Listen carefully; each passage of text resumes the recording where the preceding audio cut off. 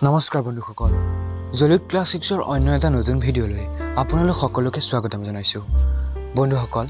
আজি আপোনালোকক এটা নতুন আপডেটৰ বিষয়ে জনাম অসমৰ জনপ্ৰিয় অভিনেতা তথা বৰ্তমানৰ বিজেপিৰ নেতা যতীন বৰা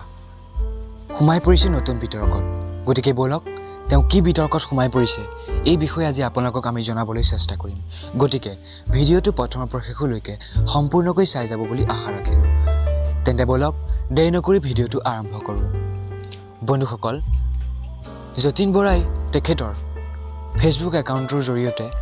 যোৱা দুদিনৰ আগতে এটা পোষ্ট শ্বেয়াৰ কৰিছিল যে আৰু সেই পোষ্টটোত লিখিছিল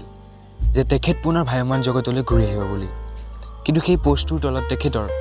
অনুৰাগী আৰু তেখেতৰ বিৰোধীসকলে বহুতো মন্তব্য কৰা দেখিবলৈ পোৱা গ'ল বহুতে তেখেতক বিজেপিৰ পৰা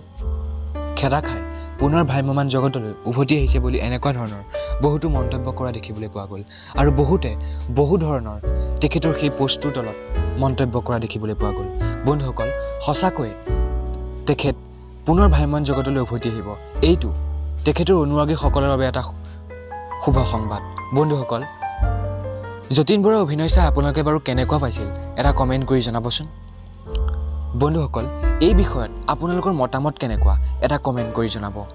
বন্ধুসকল আজিৰ ভিডিঅ'টো ইমানেই আছিল যদি ভিডিঅ'টো চাই ভাল লাগিল তেনেহ'লে লাইক এটা কৰিব লগতে এনেকুৱা ধৰণৰ নতুন নতুন আপডেটসমূহ পাই থাকিবলৈ আমাৰ চেনেলটো ছাবস্ক্ৰাইব কৰিবলৈ নাপাহৰিব ধন্যবাদ